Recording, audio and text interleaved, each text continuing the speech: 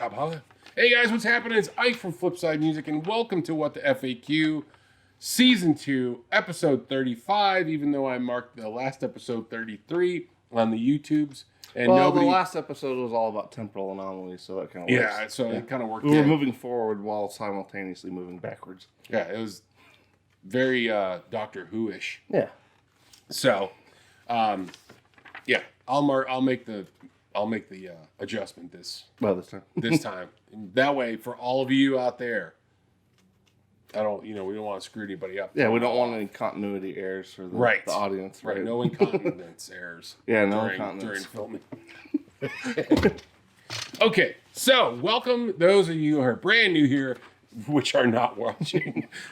It's a weekly question and answer show. You ask us a question, we give you an answer, and probably ramble on about some other shit. Anyway, so yeah, it's kind of like one part like question or part of an answer, rambling, follow up of an answer. Yeah. It's almost like a dead show. We start out with the one part, then we go into some other rambling shit for a while, then we come back to it, right, and then everything makes sense. It may ramble out to something else, and comes back in at the end. Yes, to finish out.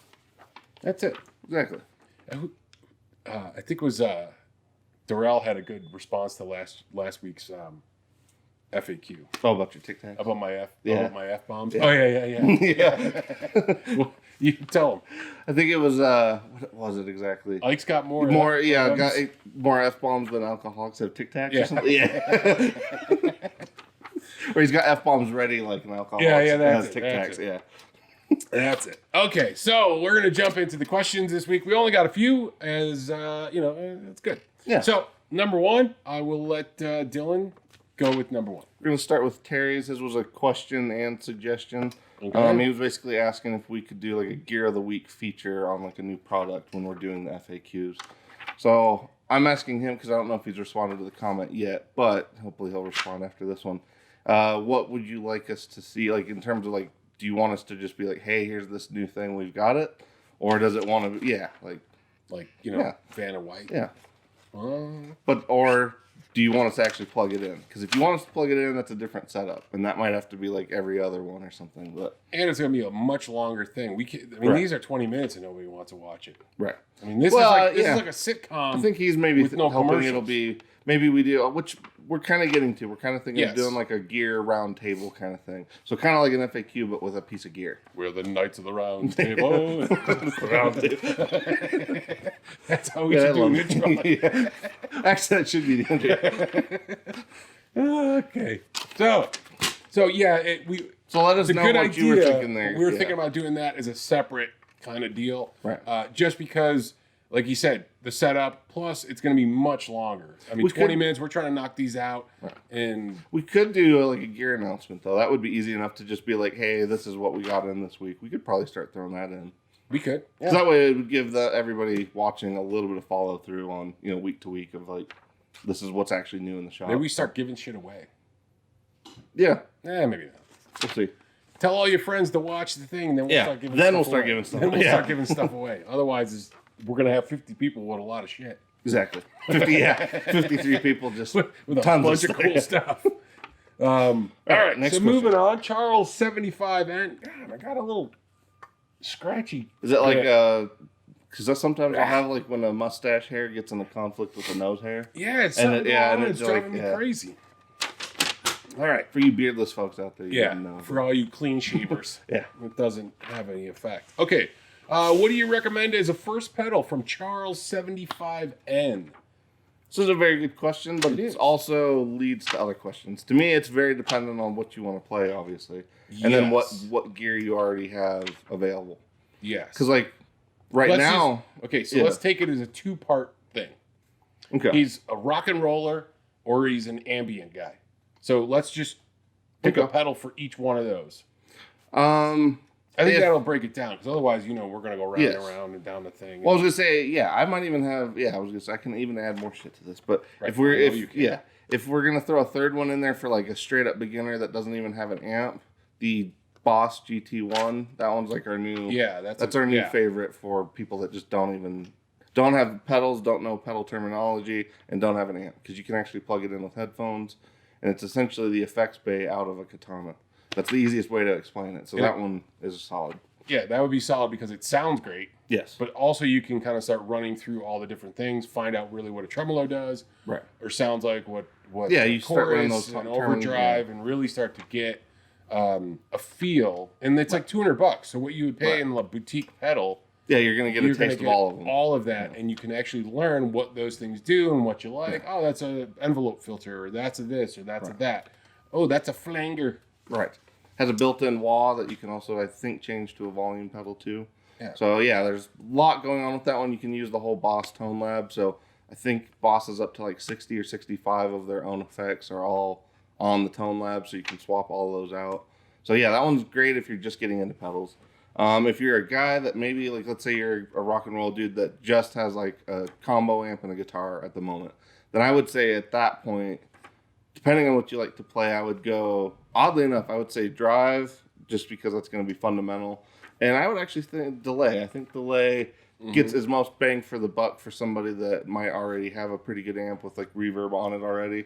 Right. Whereas and I was going to say then that feeds into the next one, which would be if you're an ambient player, then definitely reverb. That's the... Yeah, and that's basically my same choice. Okay. I would say an overdrive pedal, a nice overdrive pedal. Because that's just foundational. Right. Yeah. And you could push it and all that kind of stuff, or you could push an amp with it so you can cultivate some more tones. And then same thing, I would go with delay. Yeah, if your drive section's good, like if your amp's already doing the lifting there, to me then delay is the next big bang for the buck. And if your amp has reverb, then certainly a delay will give that. But then you can put those two together to come up with ambient stuff. So I think we're on the same page. Yes. Yeah, I mean, generally I always try to, like, if you're first starting, I try to recommend to people, like, choose the pedal that you're going to use the most and that the thing that your amp can't do. Like, if your amp can already drive, you don't necessarily need that then. If your amp already has a good reverb, you probably don't need that. Whereas, like, delay is just something an amp just generally, unless it's an effect, like a solid state amp, generally a delay is not going to be built into an amp. So. Right. But to go all the way back, Boss. Yes, the Boss GT1's a solid starting point. It's like one boutique pedal or that where you can experiment with all of them. So and it sounds good too, and so you can have a lot of fun. You could burn a lot of time playing with that stuff. Yes. So that was a good question. All right, moving on to Wizard69 says, without naming names, what's your worst experience in a guitar store? Yes. Do you want to start answering this one? Yes. Okay. Without naming names. Like without naming maybe the store. I mean, I guess you can if you feel like you want to. So mine was in a store that rhymes with Fitar Penter. Just saying. My experience also centered around this establishment. Oh, Fitar Penter. Yeah. So, rhymes with that. My worst experience was I was jonesing for a 72 Telecaster thin line telly. Wanted one. Bad gas for one of those. Yeah. And probably 2 years of farting around, looking at used gear and all this other stuff. And then finally I was like, you know what? I'm just going to buy myself a new guitar. I'm going to do it. I'm just going to go to the place. Yeah. And I'm just going to buy this guitar. Right. I go in, I walk in, and I grab the guitar off the wall, plugged it into a nice Fender amp, playing around. I'm like, I think I'm going to do this. I'm going to do it. I'm going to do it. I'm going to do it. And I'm kind of farting around a little bit more. Before I know it, it's like 45 minutes have gone by and nobody's talked to me. Now, at this point, I'm already like in my 40s. Oh, yeah. I'm kind of a guy that might have a job and money. Yeah, a little disposable income. You might have some disposable income. It's not going to be well, at the end of the day, you're a customer that's at least worth talking to. Right. It's not far-fetched that I could just go here, take my money. Right. So I'm ready to go. But as I'm starting to realize that nobody's even acknowledging that I'm in the store. Right. Nobody's even going, hey, dude, got any questions or is there anything I can help you out with? Because I had a couple questions. Right. I already knew what I wanted. I already knew. But there was some things I wanted to ask about and just get an opinion about. Right. And so after 45 minutes, I'm just like, you know what? Fuck all this. Damn. I almost made it through a whole... That was the right. Yeah. But, so I just said, forget this. I'm not going to, and it just started getting me fuming. So I walked back over and I put the guitar on the wall and I just start walking out. I'm like, what a crappy experience. Yeah. This was terrible. I mean, it's not, this isn't like, earth shattering, but it was just, for me at the time, I was going to spend, $850 or something like that. And I felt like, at least check on him, brother, and let me know if I got it, ask. Yeah, right. Just be cool. Right. And well, it doesn't even matter how much you're going to spend. Right, it doesn't. Yeah, just straight acknowledgement would have been nice. That's kind of why we do how we do here. Right. But so I'm leaving, and as I'm leaving, the manager who's at the counter, I could tell he was a manager. Hey, did you find what you needed? And I go, I'm literally leaving with nothing in my hand, so clearly. And I go, yeah, I did. I go, but I'm not buying it. And he goes, oh, well, wait a minute. Let me, and I go, no. Too late. Too late, man. Too bad. Sorry. Yeah. And he was like, and I go, no. And I left. Because at that point, I was already pissed. So I'm like, right. You're not talking. Now it's a matter of principle. Well, yeah, it would have ruined the whole experience. Yeah, just on a general principle, I ain't buying it. Right. So that was really the worst experience. It's not tragic experience, but that's the worst. Yeah. So that's it. No, mine was in the similar place, obviously. Be weird if it was the same center, though. I don't know.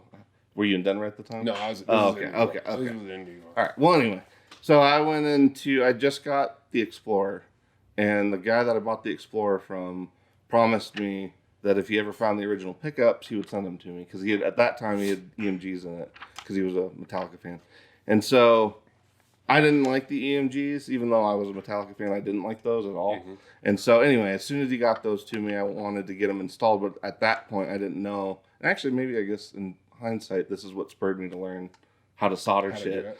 But anyway, so when I got the pickups, I went to Guitar Center. I was going to have them installed. Oh, sorry. Oops. Whatever. Well, whatever. At least you didn't F-bomb. Yeah. Yeah. Anyway. Like Uncle Ike over here. So I go in, and they didn't have like their normal tech. It was some dude that they had just started working that week. I didn't know. I figured just started working on guitars that week. Probably? I think so. Yeah, and that's what I mean. Like, I don't even know if he'd ever. I don't know. In hindsight, I was just too young to catch that first sign. Mm-hmm. And so anyway, I went in, had to do it, and they charged $100, which was insane, to put the pickups back in. Especially now that I know what Nick does for the price that he does it for, and the quality compared to what I got. So anyway, it worked when I was in the shop, but I went home and the shit, all of it was just not functioning by the time I got it home. And so I opened it up from the store to home. Yeah, literally. And so all the solder joints, all the solder joints were cold and all had cracked, and so all the solder was just floating around in the cavity.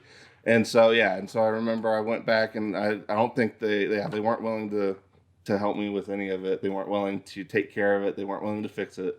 So they basically just told me to F off at that point. That's crazy. Yeah, and so that was what I was literally, I remember being pissed, and I drove to Home Depot and bought a soldering iron, and that was what got me started with it, because I'm I obviously can't trust these people, so I'm just going to do it myself.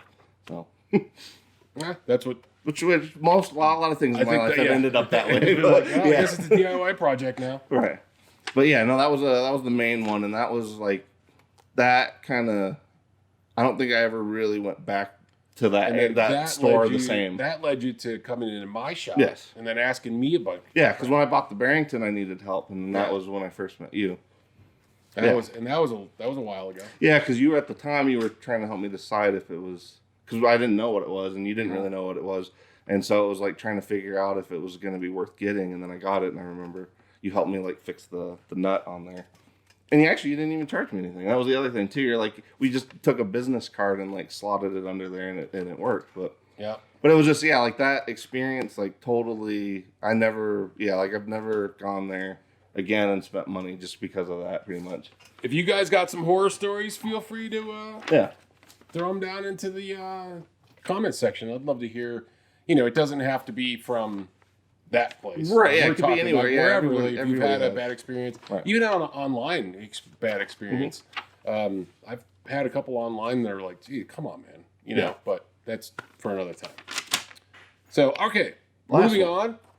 Mr. Ben Coombs, our preferred Canadian YouTuber, yes, asks us, "What's your favorite power trio band?" Now this is a tough one. This is a tough one because there is some top notch Well, and coming into it, like, obviously I have a number one, but I think they're like all number ones to me in a weird That's way. where I kind of get. Yeah. That's where I get hung up because obviously, okay, I'm gonna guess yours. Yes. Okay. Motorhead. Yes. So that's what's my number two then though? That I feel like that might be less hard, but ZZ Top. No, they're in the top 5, but okay. A little older, just a little bit. Cream. Yeah. I was good because that's all the bands that I was thinking. I was like ZZ Top. Yeah. Cream. Rush. Motorhead. Yes. I mean, but you got bands like Stevie Ray Vaughan and Double Trouble. Yes. Yeah. The Police. That's true. Yeah. You know, well, even Jimi Hendrix, really. Jimi Hendrix, yep. Jimi Hendrix. Yeah. Even I think Genesis, like early Genesis, was a 3-piece, like way early. Yeah. So I mean, there's like an amazing amount of 3-piece bands, and I'm sure there's at least another 10 that we could be throwing out there that we haven't mentioned. That Stray Cats. That's another one. Yeah. You know. Yeah, there's to me like there's it's weird with trios because like with Jimi Hendrix, I don't think anybody ever thinks about them as a trio, even though they were for most of his career, even though it was short. But it's like every musician in that band was amazing, right? And so it's like, and even with like, I always think about this with Stevie. I'm like, those dudes were pretty lucky, but at the same time, Stevie was pretty lucky to have 2 solid guys that stuck with him through everything. I mean, both those dudes were killer players, man. Well, and they were very foundational to the point that Stevie could only do what he did because he had those guys. Because they were just there and they played to each other and they let Stevie do his thing and they didn't have the ego. Mm-hmm. So it's like they kind of, because like that's the thing. Like I always think about like what would it be like to be in a band with a Stevie Ray Vaughan or a Jimi Hendrix or somebody of that caliber. Because like Cream, like everybody in that band was regarded to be the top person in that instrument in that country at the time. Right. And so it's like they all had equal respect for each other, whereas like, well, and then like equal anger. Right. But Well, but like that's usually kind of what happens. But like Stevie, I always feel like those dudes were lucky that they got to play with Stevie. But on the flip side of it, Stevie was super fortunate to find 2 guys that could stand. That could stick through that and even deal with his stuff all the way through the whole thing. All the booze and the crazy madness and So, I think this is a really tough question. Yeah. But okay, so if you had to pick one, who are you picking? For me, it is Motorhead. Just they're foundational, but Cream is right there. Like to me, I guess Hendrix, Cream, and Motorhead are all kind of number ones, and then I would say everybody else that you mentioned is kind of in that number 2 slot. See, for me, I would probably go ZZ Top. Okay, so I would go ZZ Top, Rush. Okay. See, it's too hard. It is, yeah. ZZ Top, Rush, and then maybe maybe Stevie. Okay. I think for you that makes sense. But Jimi Hendrix is there too, and so is Motorhead. It's like that's just incredibly difficult to choose for me. Kid, even though we don't know what that's like. Yeah, but I would say if I had to pick the number 1, I would definitely go ZZ Top because if I kind of put this into a desert island situation. If I had to only listen to that trio on a desert island, that helps me break that down a little bit more. Yeah. So ZZ Top for me would probably be. I get it. Choice. Yeah, I see that. In that case, definitely for me, Motorhead, just because it's like I can't imagine not listening to Motorhead. So. No, See, it's a tough one. That's why. Well, but it was kind of like what we were talking about. Motorhead might kick Stevie off. Well, it was kind of like what we were talking about with the other day when we were. What was the question? Damn, what were we talking about? I don't remember shit. So. It was another desert island thing. Oh, it was Sabbath. That was it. It was like it was like if you just had to pick one band, what would be? And to me, because Sabbath to me is one that like no matter what's going on, I can come back to it and it's comforting and it's like it's the right it's always home base for me. Like if I can't decide anything, exactly. I know that's always going to satisfy. That's always going to scratch the itch. Right. Well, and it's like it's one of those ones too. No matter how much I listen to them, I still hear stuff that I didn't know is pay attention to, and so it's like I still feel like I still find things. Cream is very much that way for me too.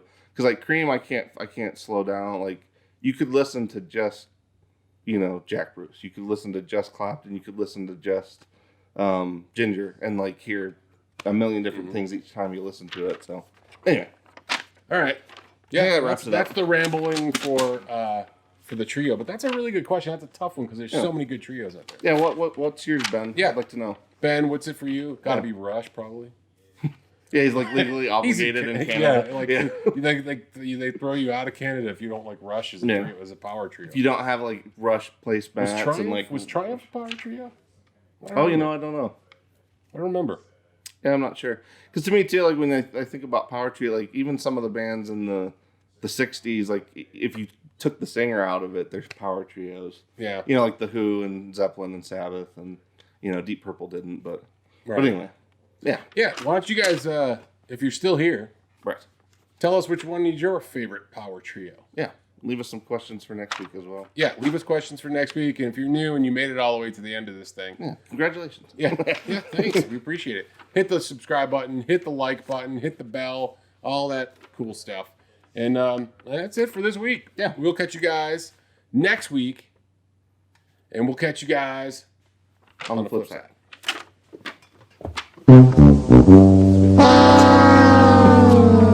You're on the Dr. Phil show. A problem.